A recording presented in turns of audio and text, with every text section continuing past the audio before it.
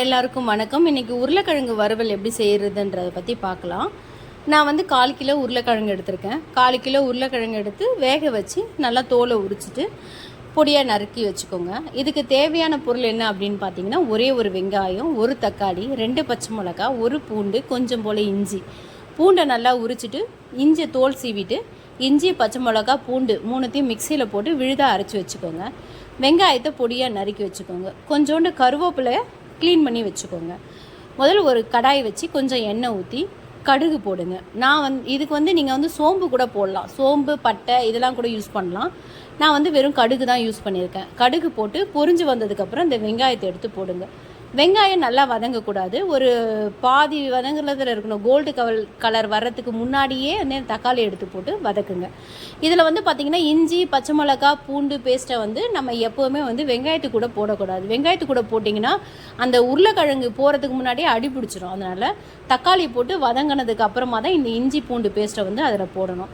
இஞ்சி பூண்டு பேஸ்ட்டு போட்டு நல்லா வதக்குங்க. இதுக்கு வீட்டில் இருக்க மிளகாப்பொடியே நீங்கள் யூஸ் பண்ணலாம். நீங்கள் வீட்டில் மிளகாத்தூள் அரைச்சி வச்சுருப்பீங்களா, அதையும் யூஸ் பண்ணலாம். இல்லை ஹாஸ்டல் பசங்களாக இருக்காங்க, இல்லைப்பா எங்கள் வீட்டில் மிளகாத்தூள் கொடுத்து அனுப்பல, நாங்கள் ஹாஸ்டலில் இருக்கோம் அப்படின்னா வெறும் மிளகாத்தூள் வாங்கிக்கலாம் கடையில். வெறும் மிளகாத்தூள் யூஸ் பண்ணும்போது நீங்கள் சால்ட்டுக்கு யூஸ் பண்ணுற அந்த சின்ன ஸ்பூன் யூஸ் பண்ணுங்க. ஏன்னா பச்சை மிளகா போட்டிருக்கோம், இஞ்சி போட்டிருக்கோம். அளவு தெரியாமல் பெரிய ஸ்பூன் யூஸ் பண்ணிட்டீங்கன்னா ரொம்ப காரமாயிடும், அப்புறம் பொரியல் வீணாக போயிடும். வீட்டில் இருக்க மிளகாத்தூள் அப்படின்னா நம்ம யூஸ் பண்ணுறதால அந்த ஸ்பூனோட அளவு நமக்கு தெரியும். அதனால் அது ஒன்றும் ப்ராப்ளம் வராது. எப்போவுமே வெறும் மிளகாத்தூள் யூஸ் பண்ணும்போது கொஞ்சம் பார்த்து யூஸ் பண்ணுங்க. ஏன்னா வேஸ்ட்டாக போயிடும், சாப்பாடு வேஸ்ட்டாக போயிடும். நான் வீட்டில் இருக்க மிளகாத்தூள் யூஸ் பண்ணியிருக்கேன். என்கிட்ட இருக்கிற இந்த ஸ்பூனில் தான் ஒரே ஒரு ஸ்பூன் போடுறேன் நான். இந்த ஒரு ஸ்பூன் மிளகாத்தூள் போட்டு கொஞ்சமாக சால்ட்டு உங்களுக்கு அளவு தெரியும் அப்படின்னா சால்ட்டு போட்டுக்கோங்க. சால்ட் எப்பவும் கம்மியாகவே யூஸ் பண்ணுங்கள். கம்மியாக இருந்துச்சுன்னா 2வது வாட்டியும் நம்ம போட்டுக்கலாம். நான் கல் உப்பு தான் போட்டிருக்கேன். கல் உப்பு மட்டும் எப்போவுமே மோஸ்ட்லி கல் உப்பு யூஸ் பண்ணுறதுக்கு பழகிக்கோங்க. ஒரே ஒரு டம்ளர் தண்ணி, நம்ம காஃபி சாப்பிட்றோம்ல அதில் ஒரு டம்ளர் தண்ணி.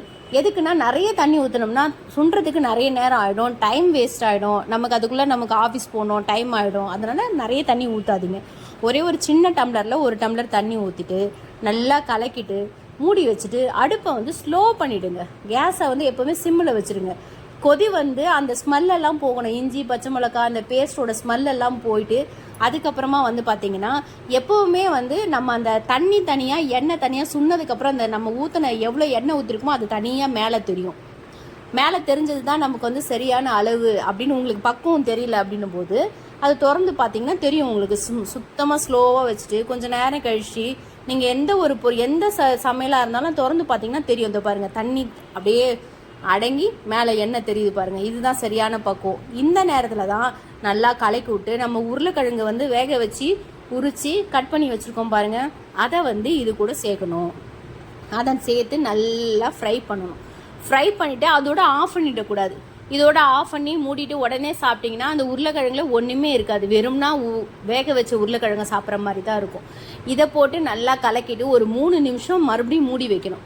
மூடி வச்சு அடுப்பை சிம்மில் தான் வைக்கணும். சிம்மில் வச்சு மூடி வச்சுட்டதுக்கு அப்புறமா எடுத்து ஒரு பாத்திரத்தில் யூஸ் பண்ணிக்கலாம். நீங்கள் இதை தயிர் சாதம், புளியோதரை, சாம்பார் சாதம் இதுக்கெலாம் தொட்டு சாப்பிட்டிங்கன்னா ரொம்ப ரொம்ப ரொம்ப ரொம்ப டேஸ்ட்டாக இருக்கும்.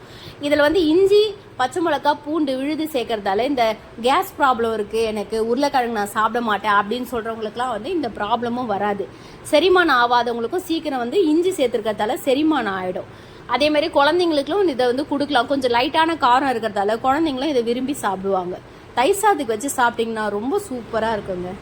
நம்ம இதை வெளியே கொண்டு போகும்போது கூட தயிர் சாதத்துக்கு வச்சு எடுத்துகிட்டு போயிட்டோம்னா எங்கே வேணாலும் எடுத்துகிட்டு போயிட்டு அந்த தயிர் சாதம், புளியோதரை